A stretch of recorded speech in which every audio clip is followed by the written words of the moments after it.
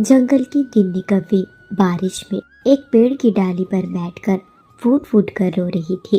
गिन्नी कव्वी क्यों रो रही थी, जंगल के किसी भी पक्षी को मालूम नहीं था। वह लगातार बस रोए जा रही थी। उस पेड़ की डाली पर बहुत सारे ऐसे पक्षी आए जिन्होंने गिन्नी कव्वी से उसके रोने का कारण पूछा, पर गिन्नी ने किसी की भी बातों का कोई जवाब नहीं दिया। अरे गिन्नी, तुम्हें हुआ क्या है? कब से यहाँ बैठकर उदास सी रोए जा रही हो? हम तुम्हारी मदद करना चाहते हैं। आखिर बात क्या है, बताओगी भी? घर छोड़कर इस तरह से बाहर क्यों बैठी हो? सादगी बहन, आप यहाँ से चली जाओ। मुझे किसी से कोई बात नहीं करनी, मुझे किसी को कुछ नहीं बताना। अरे गिन्नी बहन, तुम हमारी दोस्त हो और मैं तुम्हारी मदद करना चाहती हूँ। आखिर बात क्या है, बताओगी भी? तुम बताती हो या मैं यहाँ से चली जाऊँ? सादगी बहन, सही यही होगा कि आप यहाँ से चली जाओ, क्योंकि मुझे किसी से कोई बात नहीं करनी। अभी मैं बहुत परेशान हूँ। ठीक है गिन्नी, जैसी तुम्हारी मर्जी। मैं तो यहाँ तुम्हारी दोस्त होने के नाते आई थी, पर लगता है तुम्हें मेरा यहाँ आना पसंद नहीं आया। तो फिर ठीक है, मैं जा रही हूँ। इस तरह से कहने के बाद सादगी चिड़िया भी वहाँ से चली जाती है। सादगी चिड़िया से पहले जंगल की चांदनी तोती भी गिन्नी के पास आई हुई थी। सभी दोस्त हैं इस नाते गिन्नी से पूछ रहे थे, पर गिन्नी किसी को भी कुछ बताने के लिए तैयार नहीं थी। इधर प्यारी चिड़िया अपने घर पर बैठी हुई थी अपनी बेटी के साथ। वह भी गिन्नी कव्वी को काफी समय तक पेड़ की डाली पर बैठी हुई देख रही थी। वह तो गिन्नी कव्वी के पास भी गई हुई थी, पर जिस तरह से गिन्नी कव्वी ने सभी को जवाब दिए, प्यारी के साथ भी ऐसा ही किया। मम्मा, आखिर गिन्नी आंटी को हुआ क्या है? अभी सादगी आंटी भी गिन्नी आंटी से बात कर रही थी। जरूर सादगी आंटी को भी गिन्नी कव्वी आंटी ने भगा दिया होगा। मालूम नहीं खुशी बेटा, क्या हुआ है। हम तो कब से पूछ रहे हैं, पर गिन्नी कोई जवाब नहीं दे रही। अब गिन्नी के पास जाने का तो कोई फायदा नहीं है। इसका जवाब तो अब गब्बू भैया के पास ही होगा। खुशी बेटा, तुम कुछ समय के लिए यहीं पर रहो, मैं गब्बू भैया के पास से आती हूँ। आखिर पता तो चले कि दोनों के बीच हुआ क्या है। इस तरह से प्यारी चिड़िया अपनी बेटी को समझाकर वहाँ से उड़ान लगाती है और गब्बू के घर की ओर जाती है। कुछ समय बाद वह गब्बू के घर पर पहुँच जाती है, जहाँ पर गब्बू एक दूसरी कव्वी के साथ था। प्यारी ने गब्बू से कहा, गब्बू भैया, ये कौन है? इसे तो आज से पहले हमने आपके साथ कभी नहीं देखा। मैं तो यहाँ गिन्नी के बारे में आपसे बात करने आई थी, पर आप तो यहाँ किसी दूसरे कव्वी के साथ हैं। ये सब हो क्या रहा है? गिन्नी बारिश में इस तरह से भीग कर दुखी क्यों है? आखिर हुआ क्या है? प्यारी, तुम हमारे मामले से जितना दूर रहो, तुम्हारे लिए उतना ही अच्छा होगा। ये गिन्नी और हमारे बीच की बात है। मुझे गिन्नी को अब अपने घर में नहीं रखना। इतना वक्त हो गया, पर गिन्नी ने कोई अंडा नहीं जना। मैंने दूसरी शादी कर ली है। अब मुझे गिन्नी की कोई जरूरत नहीं है। अब मैं अर्पिता कव्वी के साथ रहूंगा। मिलो मेरी पत्नी से। इसका नाम है अर्पिता। अब से यही मेरी पत्नी है। तुमने जान लिया। अब जंगल के सभी पक्षियों को भी बता देना कि गब्बू की पत्नी अब अर्पिता है, ना कि वो गिन्नी। गब्बू भैया, आप ये कैसी बातें कर रहे हैं? आप और गिन्नी 3 सालों से साथ थे। आप इस तरह से गिन्नी का साथ कैसे छोड़ सकते हो? गिन्नी बहुत ज्यादा दुखी है। आप अगर अभी जाकर गिन्नी को मनाए नहीं तो कुछ दिनों में उसकी जान चली जाएगी। जाती है तो जाए, मुझे कोई फर्क नहीं पड़ता उस गिन्नी से। मुझे उस गिन्नी से कोई लेना देना नहीं है। जाओ, तुम यहाँ से चली जाओ। मुझे अपनी पत्नी के साथ रहने दो। इस तरह से गब्बू कव्वे के कहने पर प्यारी चिड़िया को ना चाहते हुए भी वहाँ से जाना पड़ता है। प्यारी चिड़िया मन ही मन में गिन्नी कव्वी के लिए बहुत दुखी होती है। अब प्यारी को पता चल चुका था कि गिन्नी कव्वी उदास क्यों बैठी है। प्यारी चिड़िया एक पेड़ की डाली पर बैठती है और फूट फूट कर रोने लगती है। ना जाने अब प्यारी चिड़िया को क्या हुआ था कि वह लगातार रोई जा रही थी और प्यारी चिड़िया बहुत दुखी थी। जंगल की चांदनी तोती ने प्यारी चिड़िया को इस तरह से देख लिया था। वह प्यारी के पास आती है और प्यारी से कहती है, प्यारी, क्या हुआ? तुम इस तरह से रो क्यों रही थी और उदास क्यों हो? उदास? मैं भला उदास क्यों होंगी?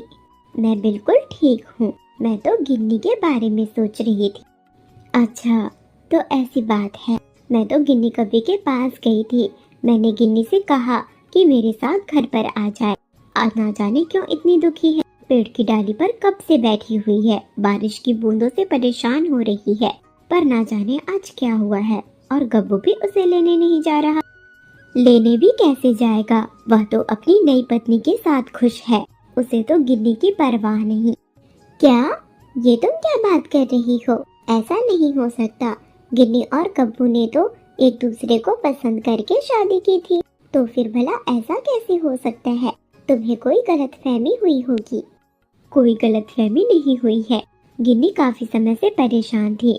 मैंने सोचा कि मैं गब्बू से बात कर लूं। जब मैं गब्बू के पास गई तब मैंने देखा कि गब्बू किसी अर्पिता नाम की कव्वी के साथ है और उसने ही पक्का गिन्नी को घर से बाहर निकाल दिया होगा। गब्बू ने दूसरी शादी कर ली है लग रहा है। अच्छा, तो ऐसी बात है। अब मुझे समझ आया कि तुम यहाँ पर बैठकर क्यों उदास हो रही थी। बरसों पहले ऐसा ही तुम्हारे साथ भी तो हुआ था और तुम्हारा पति कभी लौट कर नहीं आया। और आज ऐसा ही गिन्नी के साथ हुआ। गिन्नी पर ना जाने क्या गुजर रही होगी। तुम तो बहुत अच्छी तरह से समझ रही होगी। हाँ चांदी बहन, मैं बहुत अच्छी तरह से समझ रही हूँ कि गिन्नी पर क्या गुजर रही होगी। और मैं जा रही हूँ गिन्नी के पास उसे संभालने के लिए। अभी गिन्नी को मेरी जरूरत है। जैसे भी मैं उसे संभालूंगी, उसे अकेला नहीं छोड़ूंगी। इस तरह से कहने के बाद प्यारी चिड़िया उड़ान लगाते हुए गिन्नी कव्वी के पास जाती है। गिन्नी कव्वी उसी जगह पर ही बैठी हुई थी। गिन्नी, यहाँ पर बैठने की कोई जरूरत नहीं है। तुम मेरे साथ मेरे घर पर चलो। अपने आप को अकेला बिल्कुल मत समझो।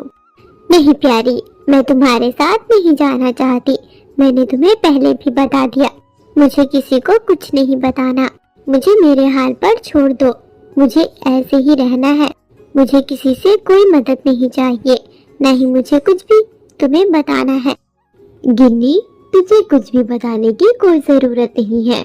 मुझे कुछ भी नहीं जानना। मुझे जो कुछ भी जानना था मैंने जान लिया है। तेरी इस हालत को देखकर मैं गब्बू के पास गई थी और मुझे सारी सच्चाई का पता चल चुका है। तुझे परेशान होने की कोई जरूरत नहीं है। बरसों पहले मेरे साथ भी ऐसा हुआ था। मैंने खुद को अकेले संभाला, सिर्फ अपनी बेटी के लिए। तुझे मैं इस तरह से अकेला नहीं छोड़ सकती। अगर तू मेरे साथ नहीं गई तो मैं भी तेरे साथ इसी जगह पर ही बैठी रहूंगी। प्यारी, तो फिर बैठी रह। मुझे कोई फर्क नहीं पड़ता किसी से, पर मैं तेरे साथ नहीं जाऊंगी। मुझे किसी की भी सहानुभूति की कोई जरूरत नहीं है। मैं जैसी हूँ मैं वैसे ही ठीक हूँ। गिन्नी और प्यारी दोनों ही उसी जगह पर ही बैठी रहती हैं। बारिश रुकने का नाम नहीं ले रही थी। दोनों ही बारिश में भीग रहे थे, परेशान हो रहे थे। प्यारी तो जिद पर आ गई थी। ना चाहते हुए भी गिन्नी को प्यारी के साथ उसके घर पर जाना पड़ता है, जहाँ पर जाने के बाद प्यारी चिड़िया उसे एक कमरे में सोने को कहती है। रात गुजर जाती है। सुबह का वक्त हो चुका था। सुबह के वक्त जब गिन्नी कव्वी कमरे में सो रही थी, उसे एक सपना आता है कि किस तरह से गब्बू ने उसे घर से बाहर निकाला था, यहाँ तक कि उस पर पंख भी उठाया था। यह सब गिन्नी कव्वी बार बार याद करती है। अचानक ही गिन्नी कव्वी की नींद खुलती है और गिन्नी कव्वी के सामने प्यारी चिड़िया खड़ी हुई थी। प्यारी चिड़िया गिन्नी से कहती है, गिन्नी, तुझे परेशान होने की कोई जरूरत नहीं है। मैं इस घर में अकेली ही तो रहती हूँ। मुझे तो दोस्त की जरूरत भी थी। बहुत अच्छा हुआ कि तू मेरे साथ यहाँ रहने आ गई। अब तो मैं जब दाना लेने बाहर जाऊंगी तब मुझे बेटी की कोई फिक्र नहीं होगी, क्योंकि उसके पास उसकी दूसरी माँ गिन्नी जो होगी। हाँ, अब से आप मेरी माँ कव्वी हो। मेरी एक माँ नहीं बल्कि मेरी तो दो माएँ हैं।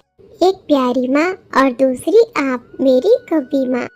इस तरह से प्यारी और उसकी बेटी खुशी की बातों को सुनने के बाद कव्वी थोड़ी खुश होती है, बेहतर महसूस करती है। वह प्यारी चिड़िया और उसकी बेटी दोनों को गले से लगा लेती है। कुछ समय गुजरे ही थे कि तभी प्यारी के दरवाजे पर दस्तक हुई। प्यारी ने जब दरवाजा खोला, दरवाजे के बाहर तो गब्बू कौवा था। प्यारी, मेरी पत्नी गिन्नी तुम्हारे घर पर है। जंगल में सभी जगह पर सुबह से ढूंढ रहा हूँ, कहीं पर भी नहीं मिल रही।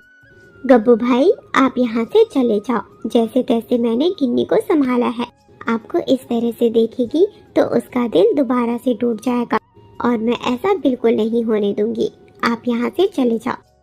प्यारी, मैं जानता हूँ मुझसे बहुत बड़ी गलती हुई और उसी गलती की माफी मांगने आया हूँ। मैं गिन्नी से बात करना चाहता हूँ। गिन्नी मेरी पत्नी है, वह मेरी बात जरूर सुनेगी। गब्बू और प्यारी की बातों को गिन्नी कभी सुन लेती है। गिन्नी बाहर आती है और गब्बू से कहती है, क्या हुआ तुम्हें? अब क्या करने आए हो मेरे पास? आखिर कौन सी बात करनी है तुम्हें मुझसे? भूल गए तुमने मुझे थप्पड़ लगाकर बाहर निकाला था। अब जाओ और उस अर्पिता लालची कवि के साथ रहो। कुछ दिनों बाद तुम्हारे होश जरूर ठिकाने लग जाएंगे। नहीं नहीं गिन्नी, मुझे माफ कर दो। वो कवि तो एक नंबर की चालाक निकली। अलमारी से जितने भी पैसे थे सारे पैसे लेकर भाग गई। यहाँ तक कि तुम्हारे गहने भी, मेरी सारी जमा पूंजी भी लेकर भाग गई। मैंने उसे बहुत ढूंढा पर कहीं नहीं मिली। यहाँ तक कि वह अपने घर पर भी नहीं है। मुझे उस कवि जैसी लालची नहीं चाहिए। गिन्नी, मुझे माफ कर दो और मेरे साथ घर पर चलो। नहीं, कभी नहीं। मैं तुम्हें माफ कभी नहीं करूंगी। तुमने एक बार धोखा दिया है, आगे भी तुम ऐसा ही करोगे। जब भी तुम्हें मुझसे बेहतर कभी मिली, तुम उस बार वैसा ही करोगे। अगर अर्पिता ने धोखा ना दिया होता तो क्या तुम दोबारा आते मेरे पास? नहीं आते। मैं जानती हूँ। तुम यहाँ से चले जाओ। मुझे तुमसे कोई रिश्ता नहीं रखना। जाओ और उस अर्पिता से ही अपने रिश्ते निभाओ। गिन्नी ने अपने दिल से गब्बू को निकाल दिया। गब्बू से बहुत बड़ी गलती हुई थी जिसका गब्बू को एहसास हुआ, पर अब बहुत देर हो चुकी थी। गिन्नी ने अपने पति गब्बू को माफ नहीं किया। गब्बू को खाली पंख ही वापस लौटना पड़ा। गिन्नी, बिल्कुल भी परेशान मत होना। मैं तुम्हारे साथ हूँ, अभी भी और हमेशा। जब भी तुम मुसीबत में पड़ोगी तभी मैं तुम्हारे साथ हूँ। खुद को अकेला कभी मत मानना। हेलो फ्रेंड्स, तो कैसी लगी आपको आज की कहानी? कमेंट में ज़रूर बताना। अगर चैनल पर नए हो तो चैनल को सब्सक्राइब ज़रूर कर लेना और कमेंट में अपनी दोस्त का नाम बताओ जो आपका इसी तरह से साथ निभा सकती है।